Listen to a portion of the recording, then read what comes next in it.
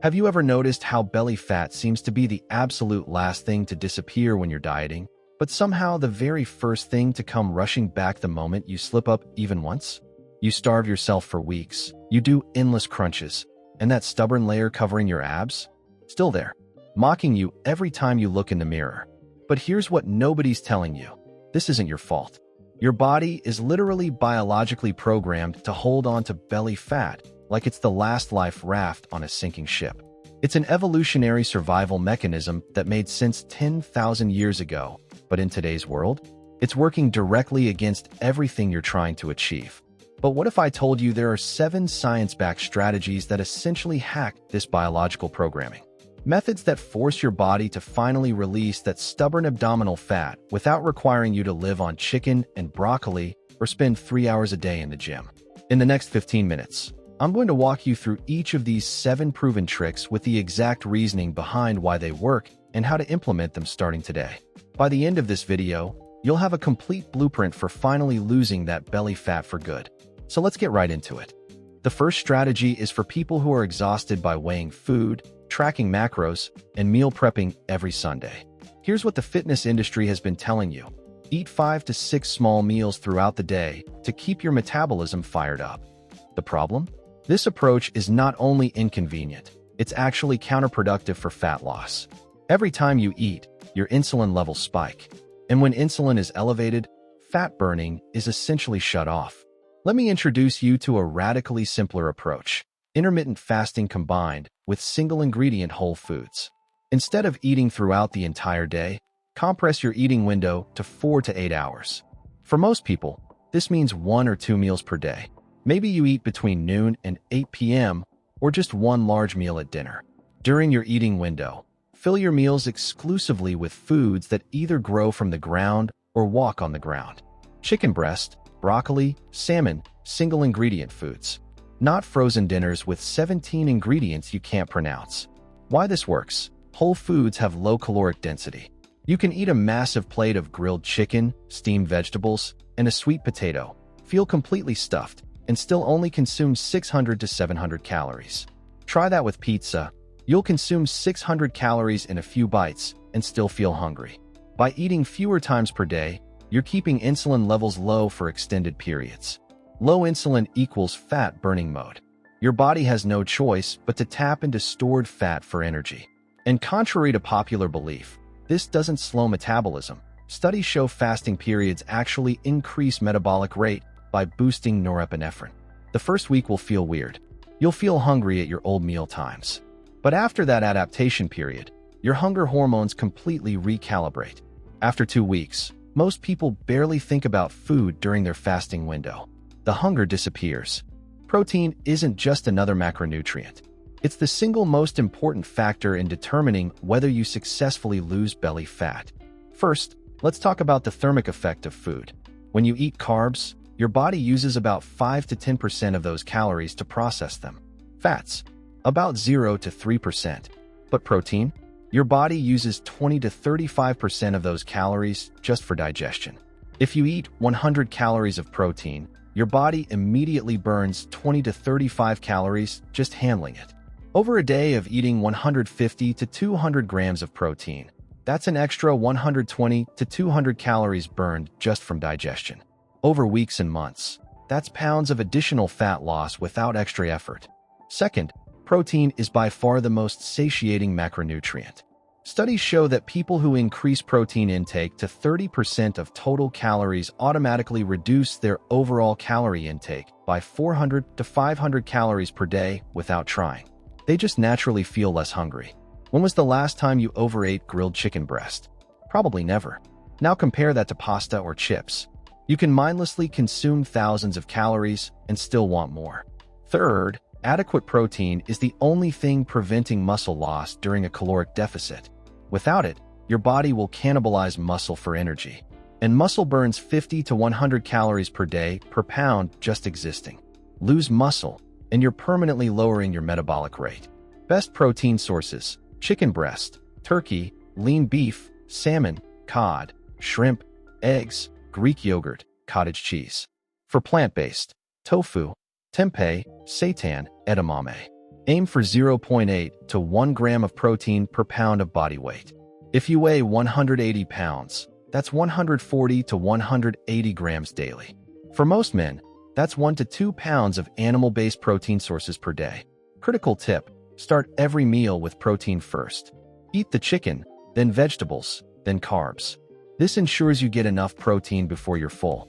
Most people think they need hours of cardio to burn belly fat. This is completely backwards. Your muscles are metabolically active tissue. Every pound of muscle burns 50 to 100 calories per day just to maintain itself. Fat tissue, maybe 2 to 3 calories per pound. When you focus on building muscle, you're fundamentally changing your body's energy requirements. When you do cardio, you burn calories during the activity. A 30-minute run burns maybe 300 calories. But once it's over, your calorie burn returns to baseline quickly. Compare that to heavy strength training. When you lift weights with intensity, you create micro tears in muscle fibers. Your body has to repair and rebuild them. And this process keeps your metabolic rate elevated for up to 48 hours after the workout. So you're building tissue that burns more calories 24/7. And the process of building that tissue burns extra calories for days after each workout. The exact protocol: focus on compound movements, squats, deadlifts, bench press, overhead press, rows, and pull-ups. Use 6 to 10 reps per set with heavy weight. Actually challenge yourself. Every workout, try to increase the weight or get extra reps. Train each major muscle group at least twice per week. Here's something critical about muscle and fat loss. Your muscles store carbohydrates as glycogen. When you perform heavy squats, you're depleting glycogen from your leg muscles. When you eat carbs after training, that glucose gets shuttled directly into your glycogen-depleted muscles to replenish stores. But if your muscles are small or already full of glycogen, those carbs have nowhere to go. They get converted into fat and stored around your midsection. This is why two people can eat the same diet, but the person with more muscle stays lean while the person with less muscle gains belly fat. More muscle means larger glycogen storage capacity and better insulin sensitivity. Heavy strength training improves insulin sensitivity dramatically. Each heavy set activates glucose transporter proteins in your muscle cells that help shuttle glucose in without requiring much insulin. Stop doing endless crunches thinking they'll burn belly fat. Spot reduction is a myth. The way to lose belly fat is to lose fat overall through building muscle and maintaining a caloric deficit through nutrition.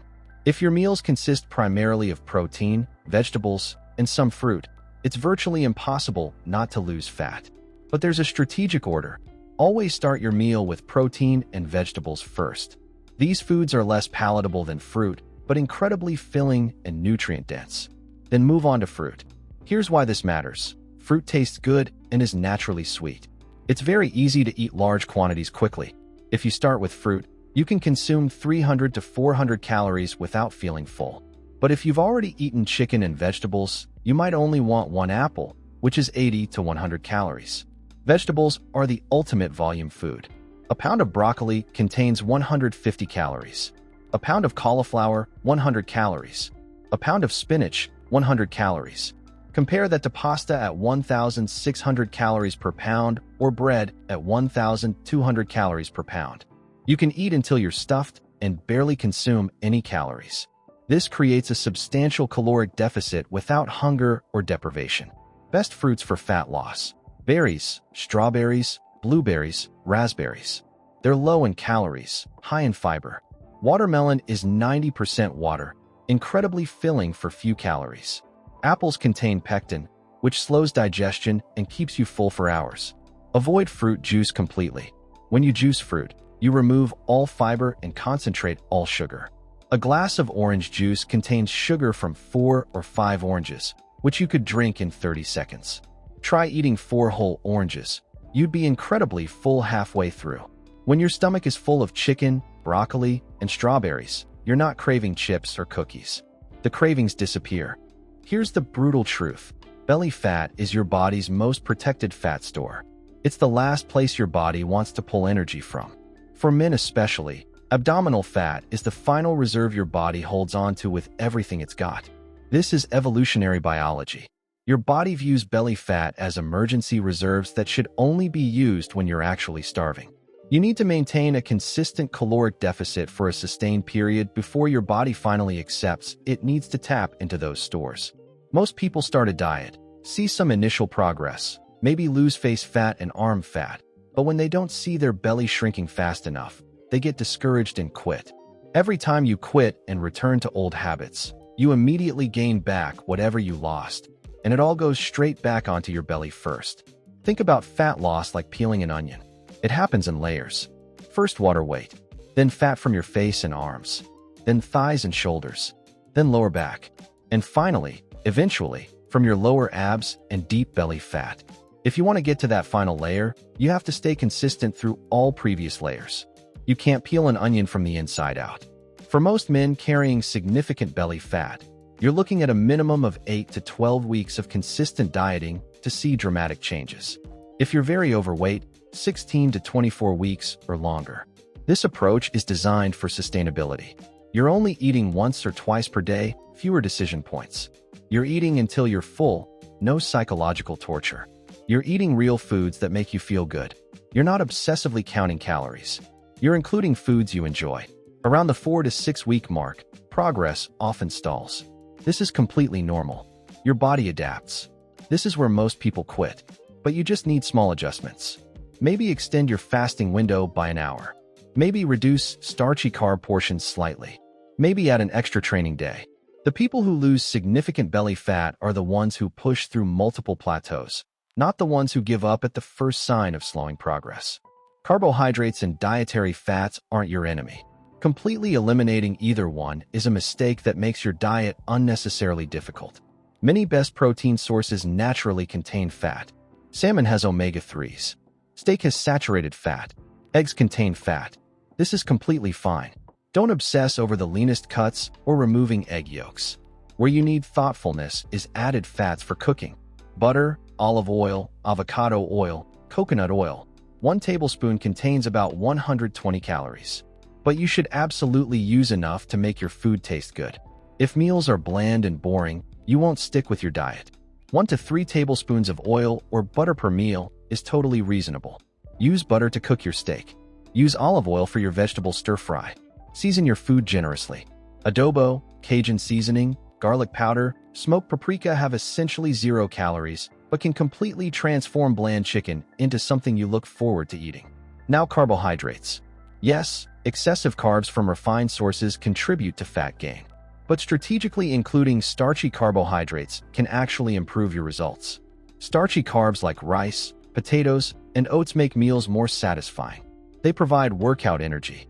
They help replenish muscle glycogen, which is critical for maintaining insulin sensitivity. The key is controlling portions and choosing the right sources. Forget white bread, pasta, and pastries. Focus on white rice, brown rice, sweet potatoes, regular potatoes, and oats. Limit yourself to 1 or 2 servings of starchy carbs per day. 1 serving is approximately 1 cup of cooked rice or 1 medium potato. This is enough to make meals satisfying and fuel training, but not so much that you're exceeding caloric needs. Timing matters. The best time to consume starchy carbs is immediately following your strength training workout. This is when your muscles are most insulin sensitive and most depleted of glycogen. The carbs you eat will be shuttled into your muscles for recovery rather than stored as fat. By including moderate amounts of quality carbohydrates strategically, you remove that sense of deprivation.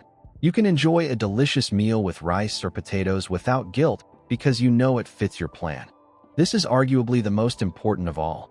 You can nail your nutrition and train hard, but if you're chronically sleep-deprived and constantly stressed, your body will fight you every step of the way. Sleep deprivation destroys your hunger hormones. Leptin, your satiety hormone, decreases. Ghrelin, your hunger hormone, increases. People who sleep only 4 to 5 hours per night have 15% higher ghrelin and 15% lower leptin compared to people who sleep 7 to 9 hours. Practically, this means you're going to feel hungry all day long, even after eating substantial meals. This makes it nearly impossible to stick to your dietary plan. Sleep deprivation tanks your insulin sensitivity. Just 1 night of poor sleep can reduce insulin sensitivity by up to 30%. When your cells don't respond well to insulin, the carbohydrates you eat are more likely stored as fat rather than taken up by muscles. Lack of sleep impairs muscle recovery. When you sleep, your body releases growth hormone, which drives muscle protein synthesis. Without enough sleep, growth hormone release is significantly reduced. You're not getting the full benefit from your strength training. Sleep deprivation increases cortisol levels. And this brings me to stress, because stress and poor sleep go hand in hand. When you're constantly stressed, your body is in chronic fight-or-flight activation. Cortisol is constantly elevated. Chronically elevated cortisol promotes fat storage, specifically in the abdominal region. Studies show that people with chronically high cortisol levels preferentially store fat around their midsection. Elevated cortisol also increases insulin resistance. It breaks down muscle tissue, reducing your metabolic rate. It increases appetite and cravings for high-calorie comfort foods.